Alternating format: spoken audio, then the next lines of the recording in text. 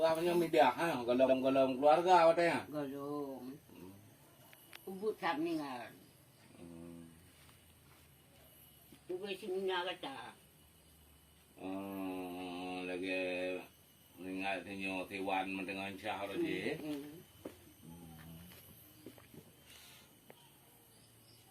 Ilong nabu long becut ba? Hah? Ilong nabu long becut. Karena nilai ngapain tu nak pergi bawanya kami bantuan putih kan duduk celek. Yang kenya.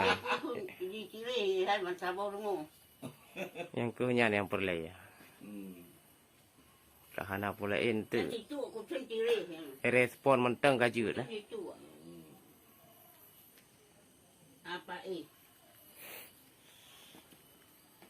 Go na hape canggih. Nyo hana temu. Nyo tebi lokasi cok calang riseh tu nong. Nyan kepala SD 2 le bertamu. Yang 4 nek, tonan do nek.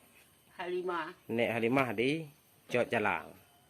Umur ke 680 kah. Sapu hana melupa dia ke. Dak hana ke hana ke di. Hana melupa tempat kau hana le melupa. Tempat kau 8 bulan ke hana melupa. Yang penting Kira orang kaya. Kau hana ibi, hana kau cok hana ibi. tabak hana anu ni bukan. Hana anu yau buli. BLT mendih ke ibi ke hana ibi pulain. Berarti midah lemui lehe ya. Alian baru Insya ya. Bapak yang dulu kan? Bapak yang dulu kan?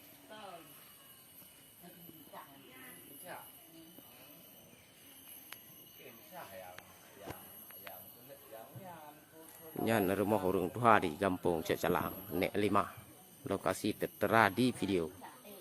Terima kasih. Assalamualaikum warahmatullahi wabarakatuh.